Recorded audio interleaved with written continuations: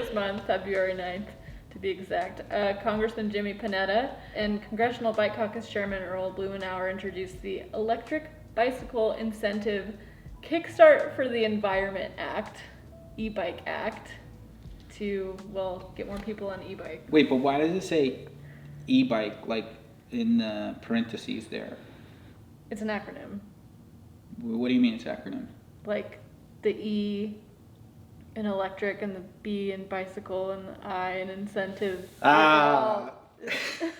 Wait, I can't believe I didn't like see that. That's why you're the writer and I'm just a pretty face for this thing, you know. You saying I don't have a pretty face? Hold on now.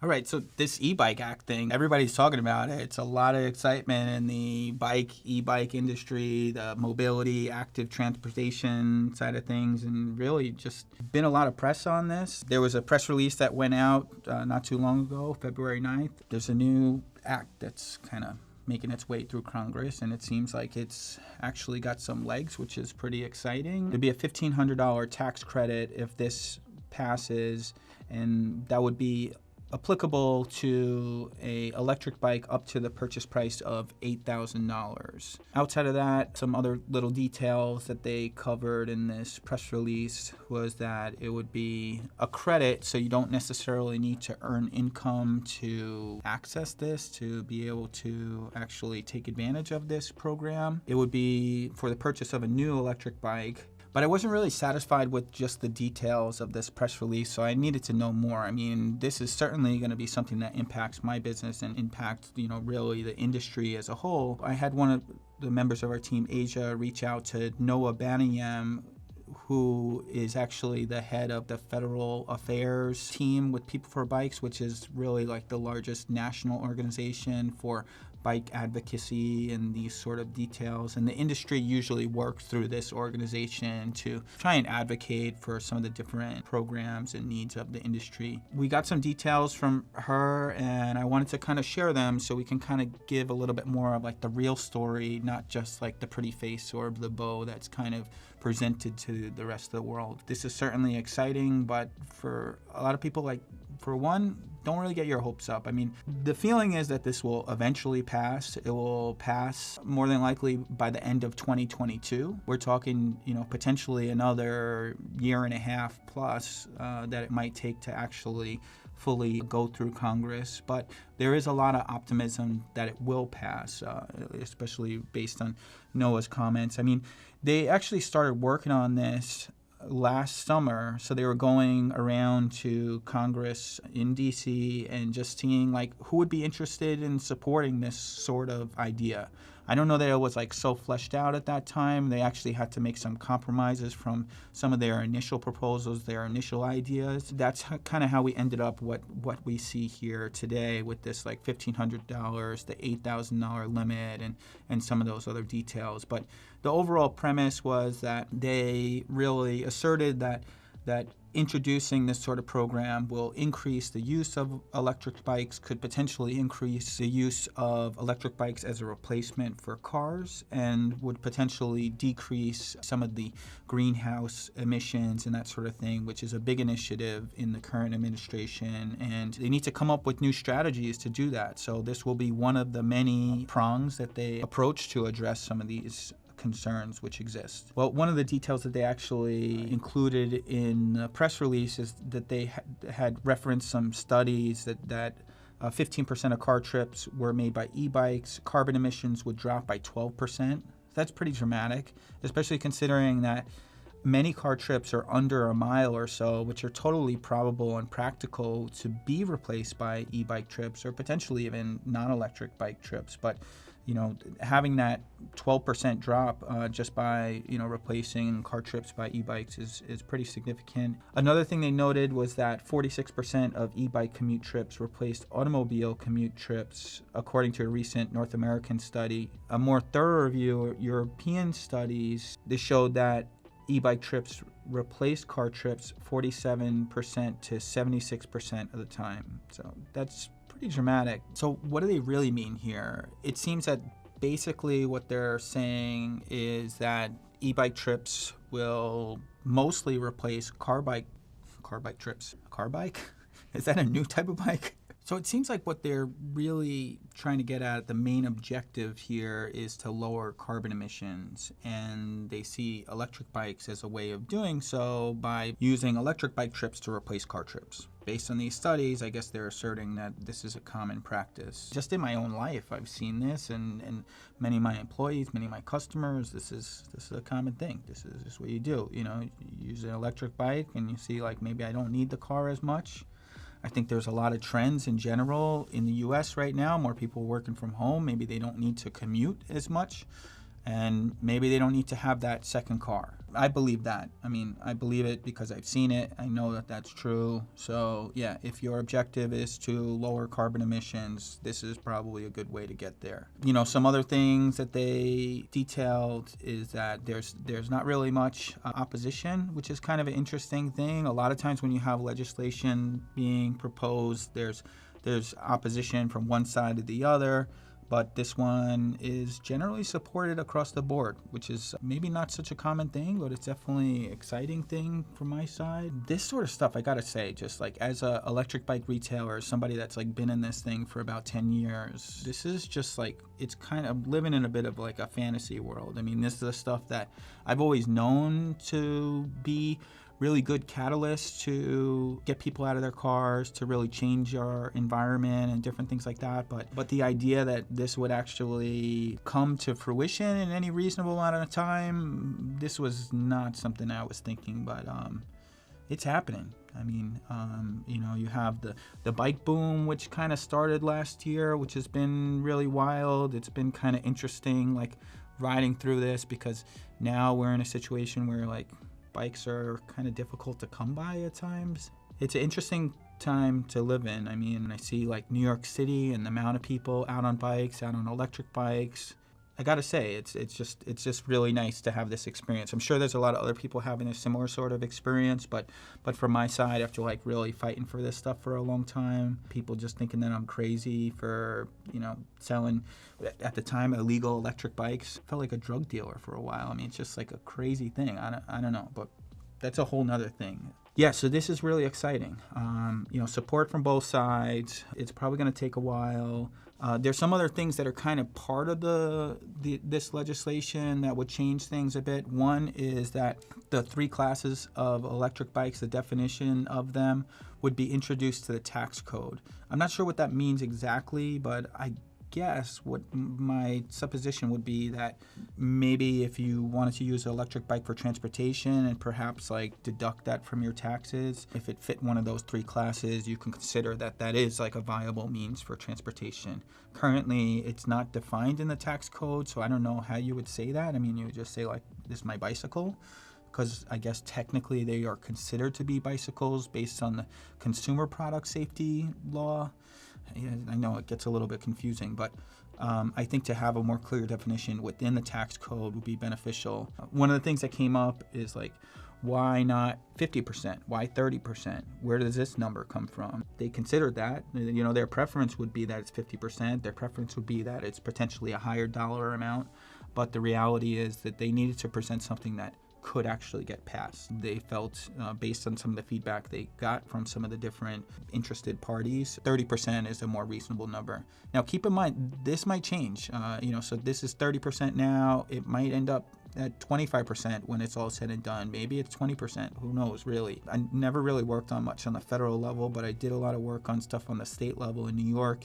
And, you know, at a certain point, you're like, I will accept anything. Just like tell me a yes to one of these items and we're like, good, you know.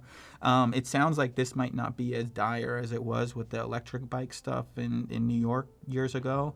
But that's just kind of how it is sometimes. So you could be grateful that you just get something past the finish line. I mean, just keep in mind that you have oftentimes like thousands of different bills being presented. So the idea that your bill is going to be the one that's like going forward, it's not always so easy. But I'm sure there's more people that are a lot more knowledgeable about these things that could kind of comment and put some feedback on that. But there's a study that's included here, which seems like was not referenced all that much in some of the other publications, but I think it's important detail. So what they're looking to do is after 2 years of this act being in place and people using it, they're going to look at the tax brackets of the people that are actually claiming this and saying like, okay, is it just wealthy people? Is it people just that like, have like a fancy accountant that is gonna actually help claim this thing?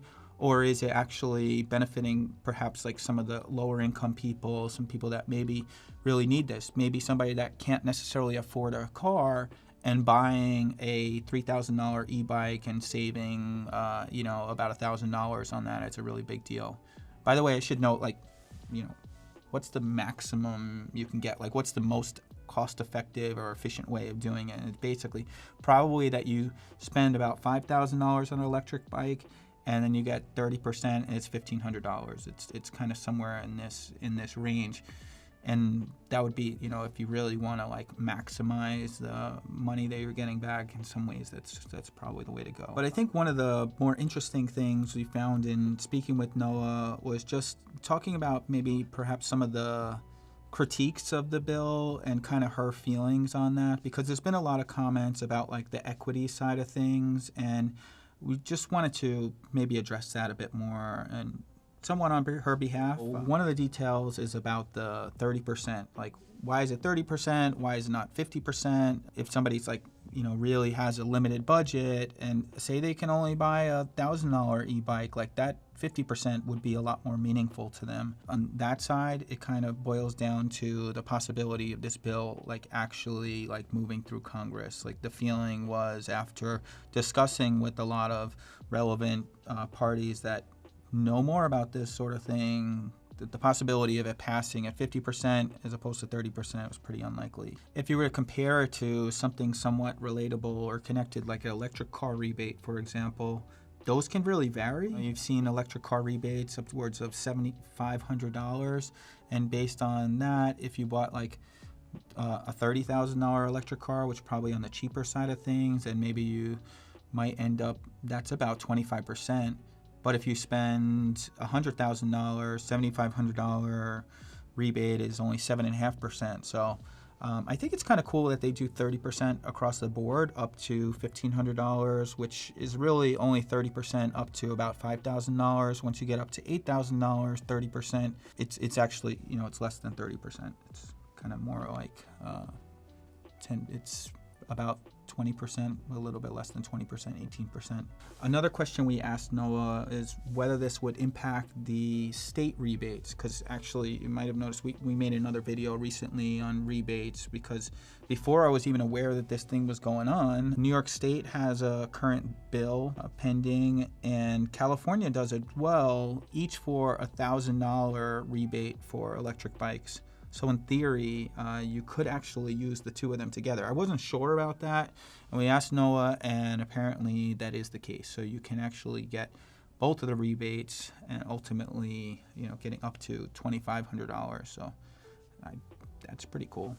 The other thing, I think that this probably is the more contentious critique that came up, and it's, why doesn't this bill cover all bikes, like non-electric bikes more specifically? It seems that Noah, felt kind of bummed about this in some ways, but she had some really interesting feedback on that, and I wanted to actually just quote her directly. I hope that she doesn't mind. So, Noah, if you're watching, I hope you're cool with me doing this, and this is kind of by way of Asia interviewing you and that sort of thing, but I really love what you said, and I totally agree with you. So what she said, was basically, when you start having to figure out what's realistic, what is actually going to move into Congress, new technology helps. And the fact that electric bikes are just physically more accessible for a lot more people for transportation purposes than non-electric bikes, it's the real intent of this bill. I've been saying this for years. I mean, the reality is, from my side, that electric bikes are more accessible, not just like on a physical way, but actually in like a psychological way as well. One, they might feel physically limited, which a lot of people might argue is actually more of a mental thing. Like, you are actually capable of riding a bike for a longer period, but to actually get somebody to, move to using a bike or using an electric bike for that matter, it's a lot more likely that they might end up getting onto doing something with a little bit of help. Think about it this way. How popular is like Peloton these days, you know? It's like people are totally down to hop on an exercise bike, but if you ask them to go for a 10-mile bike ride or something like that, they might be a little bit more intimidated, because on a Peloton bike, you can hop off anytime and you're not any further away from home than when you started. There's these different things. I know a lot of people have different theories about that. I'd be interested to know what your thoughts are on that. Like the mental stuff is a big deal. I know for me, like I might go out on a bike and I might feel like, well, I don't want to feel when I get somewhere like I feel tired to go back or something like that. And you know, for me to be able to adjust the assist to whatever level I want and go, it's kind of nice. I think for transportation, electric bikes do make a lot of sense. I think that there's a lot of barriers there. The price is a really big one. One that we've been talking about a real lot lately is theft, storage, that sort of thing. We've actually done some videos recently on that. You might want to check that out if you're interested. I didn't want to just like include my thoughts on this. I wanted to get some feedback from other people. I mean, we spoke with Noah. We actually connected with a couple of customers of ours who wanted to get what their thoughts are on it. So I'm just going to include that here. Hi, I'm Noah Banayan. I manage federal affairs with PeopleForBikes, and I support the eBike Act because it just makes sense to start subsidizing electric bicycles through a refundable tax credit and give folks more choice in how they get around and make active transportation a bit more affordable and a bit more accessible while reducing carbon emissions. E-bikes can do all of that, and that's why the eBike Act should be turned into law. Hello, my name is Christian Kerpio Wakamiya. I live in State College, Pennsylvania. I fully support the e-bike tax credit. I think it's a great idea to get people out of their cars, to save fuel. It would be a good thing to help people save money on the costs of an e-bike. And I also think it would be a great way to ease traffic congestion and to live a really full, active life with your family. Hi, my name is Chris Sanders, and I'm here today to discuss with you all the e-bike act. Today I'm here in support of it. I think it would benefit many people who, like myself, are not super wealthy or anything like that. I think it would transform transportation. I know here in New York, e-bikes are heavily used for delivering food to people during the pandemic and delivering other services. And we should be promoting responsible land uses and responsible climate uses, and e-bikes facilitate that. And we all have a responsibility to take care of each other. Let's try this again. All right, take 5. Hey everybody, I'm Maddie. I'm Jeff. And we are a New York City family of 4, soon to be 5, and we bought an Urban Arrow electric cargo bike in 2019 from Propel. Bikes. So Maddie got the bike for the kids, and I got this awesome t-shirt. And you got the t-shirt. And so we have this Urban Arrow cargo bike that we take all over New York City. In short, we're going to talk about the e-bike act today, and we're really excited about it. I'm particularly excited about it because I think New York City families need more electric bikes, and this will hopefully make it more affordable for families to buy one. They are awesome for carrying kids, cargo, stuff up and down hills, and part of the need for an electric is to make that ride easier and smoother. And right now, you know, if you're trying to go around New York City or huffing puffing up and down hills, it can be a really challenging experience. And I really hope that this tax credit helps encourage more families to get them and incentivizes them so that they'll get the e-bike and not the car. As New Yorkers, we don't have a car. Most New Yorkers don't. So for New York City in particular, this bill will help a lot of people get these bikes to be much more affordable into a price range that they can afford, for whether they're workers like delivery workers or anybody that needs it for work, commuters, individuals, and obviously families who want to carry their children, precious cargo. Otherwise, to make those long distances and uphills, you really need the bike to be electric. And I think nationally, you know, where a lot more people have cars, something like this can really assist in getting a lot more people to have an e-bike as another mode of transportation in addition to the car, which for most people, most of their trips are like under 2 miles nationally. And so an e-bike is perfect for that, and a tax credit that helps people make that more affordable is key. And I also don't have a bike of my own, to call my own. So a bill like this will also get me to Push you over the edge to get that buy bike. my own The e-bike. second bike from Propel. Probably from Propel, yeah. Maybe I'll get the t-shirt next time. Yeah. Probably one of the more important details we asked is how can people support this thing? Basically what Noah said, and I kind of agree with this based on my experience, but she's definitely knows more about this topic than I do. Contact your local Congress member and, ask them to co-sponsor the bill, or at the very least, just vote yes on this thing. If it does, move through and come up for a vote. It's important to note that not everything actually even makes it to the floor for a vote. So certainly when things get a lot of support, they're more likely to for that to happen. So if you want to do that, we actually put a link to the PeopleForBikes website down below in the description. And if you go there, they actually have just like a really easy form to fill out that you can show your support. But it certainly can't hurt to call, email, write a letter. Writing a letter really stands out these days. I gotta say, everybody gets emails and phone calls, and a lot of times those things just get ignored. But actually, writing a letter or showing up in person, although I know that could be a little bit tricky these days. But just show your support. I mean, any little bit helps, and it does make a difference. Okay, so we heard from the adults, and probably would have guessed what they would have said. But I really wanted to hear from the kids, because really, they're the future, right? So what do they got to say? I think there should be more family bikes than cars because family Smart bikes guy here. don't burn fossil fuels. I mean, how can you argue with that there? I don't know. Let's hear from another one. Okay, she's a little older. More e-bikes would be better because on one e-bike, so one person on an e-bike doesn't waste any gasoline at all. But True. then one Not person wrong. on in a car wastes a bunch of gasoline.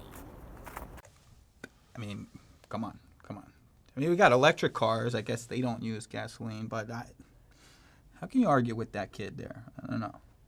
So, yeah, just vote yes. So another thing to note on the press release, they had this eBike Act is supported by, and they listed a couple people, organizations, if you will. But one organization I noticed they didn't put on there is Propel, this company right here, Chris Nolte, Propel, your favorite YouTuber for e-bikes. I don't know why I didn't put it on, but I will say I'm in full support of this thing. So next time, PeopleForBikes, we could use a little mention. I mean, let us know. We like to participate. And I guess we couldn't really talk about this act without, referencing the main sponsor on it, who's Congressman Panetta. And he actually had a little comment relating to this. And he said that e-bikes are not just a fad for a select few. They are a legitimate and practical form of transportation that can help reduce our carbon emissions. I mean, it seems like a pretty poignant statement there, and I definitely agree for it. It's not a fad. They're here to stay, and I think we'll continue to see more of them. And what do you think? Yeah, Electric covered it. I like those guys. They always do a good job. Actually friends with the founder of Electric. We've had dinner a couple times. It's nothing serious, though. But no, he's a cool guy, though. He rides e-bikes, and we went on some rides. It was kind of cool. But they say that couples filing jointly could apply for 2 tax credits in 3 years to cover 2 e-bike purchases. That's kind of interesting. I like this one, though. He says that it's estimated that the U.S. imported around 600,000 electric bicycles last year, with some back-of-the-envelope math, the only way to do math, right? Assuming an average of price of $1,500 per e-bike, 30% tax credit would cost around $270 million. That's barely 2 F-35 jets. Who would miss 2 jets? I wouldn't. I don't think so. I like that. I like the way these guys think. Yeah. Okay, so Forbes did an article. I think they're a pretty respectable publication. We were in Forbes once. That was pretty cool. So they say, mostly the same stuff. One thing they said that, of course, Panetta and Blumenauer don't want people to just buy e-bikes. They want them to use them in place of their cars. And the e-bike act would also bring back a tax break that was temporarily suspended by the 2017 Tax Cuts and Jobs Act, the qualified bicycle commuting reimbursement. Use this, I guess, for bike share programs as well. And then they said that Before you rush out to pick up your new e-bike, however, understand this: the eBike Act, should it become law, would not become effective until January 1st, 2022. I think that's a bit optimistic, actually. From what we learned from NOAA, it sounds like there's a good possibility this won't actually pass until 2022. Yeah, I think, certainly if you're like waiting to buy your e-bike for this to kind of come into play, you might be waiting a while. That's the bottom line. I'd say maybe buy a bike now, sell it later, and then get a rebate on the next bike you buy. The reality is, it's based on availability. I don't even know like what's going to actually be available in the next year, because things are a bit crazy out there if you didn't hear. Cycling news, that's cool. And yeah, I think they said more or less most of the same stuff.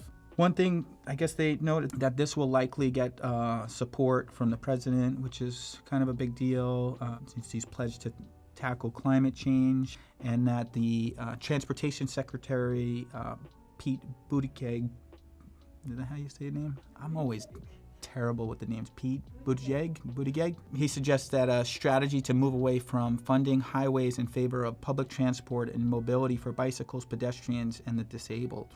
I like that guy. That's kind of interesting. Some interesting things to come. I know people are on different views about the president and the past and the current and all that sort of thing, but the reality is, in the bike business, there seems to be a lot of support for that sort of stuff to come. So whether it's like infrastructure or other sort of programs, so I like that. That's cool. This thing's definitely cool, and seems like it's got a good possibility of passing within the next year or so. PeopleForBikes has all the info on their website, how to contact your Congress member, and that's definitely a good way to go. You can also share this video. I mean, we put a decent amount into this, and I think that it should be a pretty good resource for people just to kind of learn about this thing and help to understand. I hope you feel that way. If you do, we'd certainly appreciate you share it. I think it might be good for the e-bike movement. I mean, I don't know. If you think there's a way that we could do it better in the future, let us know too. But we'll keep on doing this, keep on supporting this, and see you soon.